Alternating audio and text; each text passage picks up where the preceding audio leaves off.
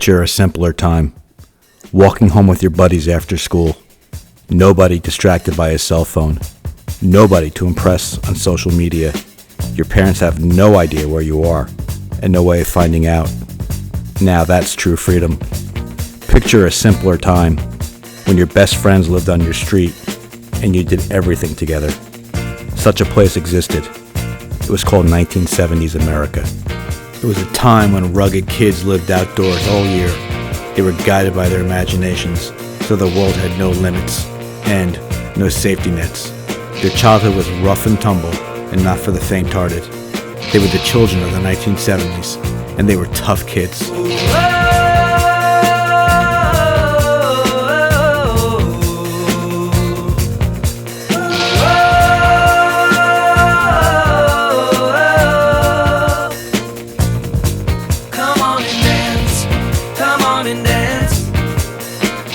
Let's make some romance.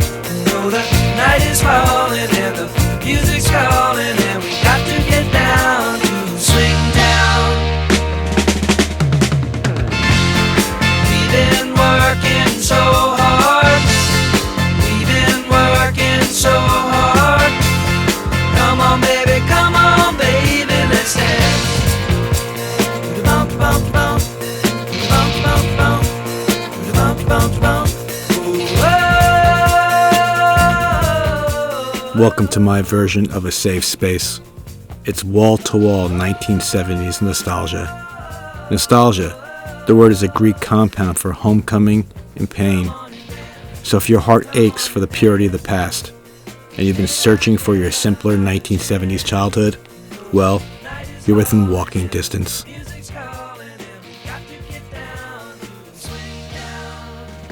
So pull up a brown and orange sofa, put your feet up on a worn walnut coffee table, and enjoy your stay.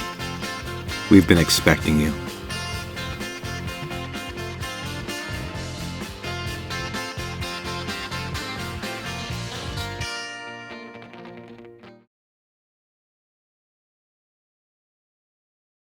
Imagine the sun setting on a cold December afternoon. Your mother's making a big pot of beef stew in the kitchen, nagging at you to get started on your homework, but it's 4:30 and magic is about ready to appear in your TV set.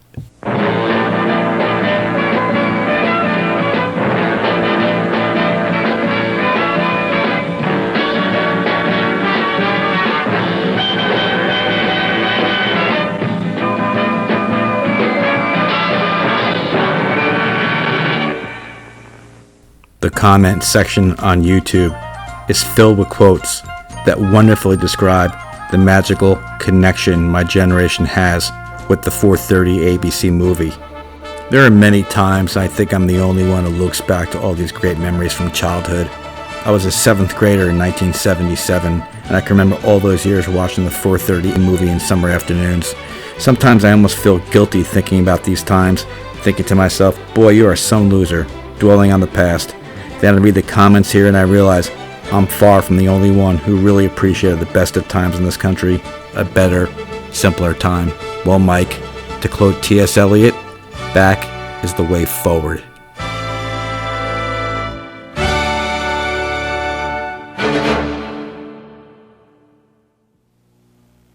I can be any kid on the block. Oh yeah, yeah. You could judge a generation by the games that they played. The purpose of this game? To knock the other kid's block off and be the toughest guy in your street. Toxic masculinity? Pfft, up yours. You tell him, kid. That's the way my generation dealt with adversity.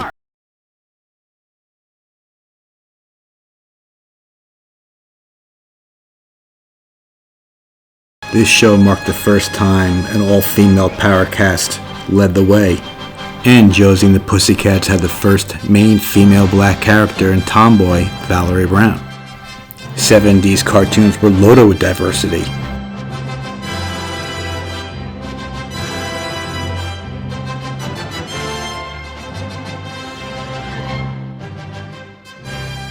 But the one character who turned us into a generation of wise asses was a sassy, bullying rabbit.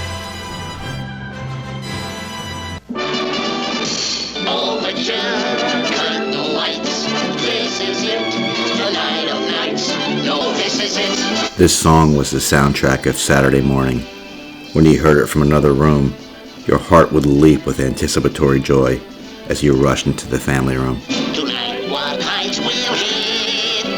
On with the show, this is it. There was never a better role model for children than Bugs Bunny. His insults taught us how to verbally joust, to have thick skin. Somebody hit you with a, "what a dope," you come right back at them with a, "what a maroon." You didn't go in the corner and cower in shame. Bugs Bunny, the ultimate tough kid. What a dope. What a maroon. What an imbecile. What an ultra maroon. Here's Bugs outwitting Yosemite Sam. Okay, cut the cards. Cut the cards. Not that way, you darn galoot. Your first play. Come on, put down the card. All right, don't rush me. I'm a thinker. And my head hurts. My head hurts. Bugs offering some cardly help. Yeah, that's it. 10, you lose. If ever anybody deserved a star on the Walk of Fame, it was Bugs Bunny. Thanks for the memories, pal. Sunday morning started out slow, the dreaded church experience, which restricted our carefree natures.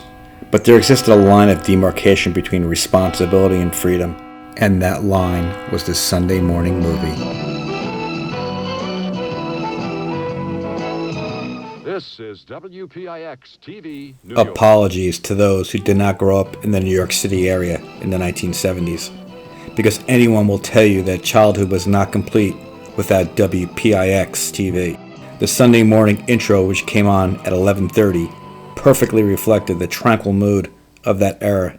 Our spirits would soar when we heard the carefree music, because we knew that we were just moments away from these two guys.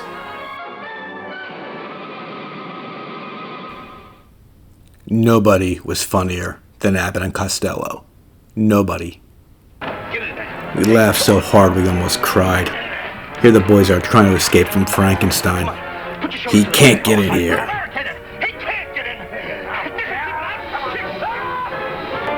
Then they get caught between Dracula, the werewolf, and Frankenstein. Lou Costello's famous breaking of the fourth wall.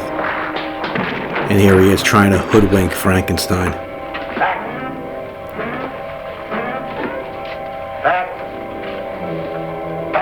Yes, master.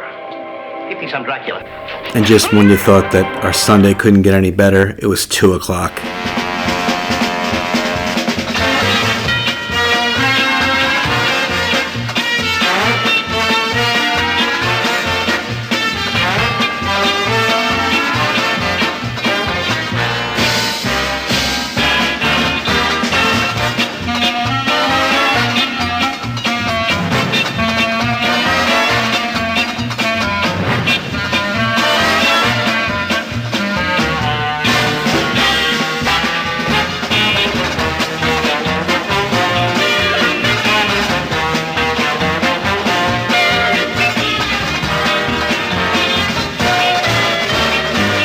To demonstrate how soft of a society we've become, paralyzed by rules and regulations, look no further than the 1977 playoff game between the Yankees and Royals. Game 5, George Brett slides hard to third base, Nettles kicks him. Brett comes up and throws a haymaker. A brawl ensues. But it's what happens next, after the first inning fight, that's remarkable, at least by today's soft standards. After a couple of minutes of talking it over, they decide to leave both players in the game. Now look guys, it's not nice to fight on national TV. Oh, there they are standing a few feet from each other. The 1970s wasn't exactly an authoritarian state. Our parents loved us, but they just didn't want to see us. So, Sunday was the day we traded baseball cards, put them on the spokes of our tires, played stickball, sandlot baseball. In the fall, we played football. Sometimes we played basketball. But the most important thing is that we came home in time for family supper on Sunday. A full day for any tough kid. In the 1970s, our movie stars were icons of virtue and valor. Still recognized until this day, they were rugged, heroic characters who defeated long odds and bad guys. Most of the tough kid heroes were tough men who protected women. Imagine teaching that to our sons today. And then there were the tough women. Today's girl athletes will encourage each other with a, "You've got this." I cringe every time I hear that expression. Back in the day, Amanda would have simply said, "I'll handle it." I want you to look carefully at this sign. No cycling, no fires, no skateboarding. Somebody wrote, "No breathing." What a sad commentary on the current state of our society. My generation was one that placed limited restrictions on personal freedoms. Therefore, we were the last generation to enjoy such things as the aroma of an open fire burn in the fall, lemonade stands before they were made illegal without a permit, playing without adult supervision, hanging at the back of a station wagon without a seatbelt. We were the last generation to buy beer and cigarettes for our parents. But wasn't that against the law? The liquor store owner would say, "You're Jerry's boy, right?" And that was all the ID we needed. Adults trusted us. Being a tough kid meant assuming adult responsibility. Well, most of the time.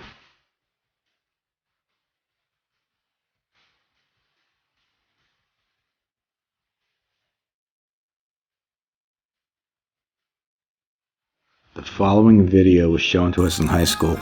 It talks about the importance of physical fitness, as was started by John F. Kennedy in 1962. Look at the shape that these high school kids are in, compared to today.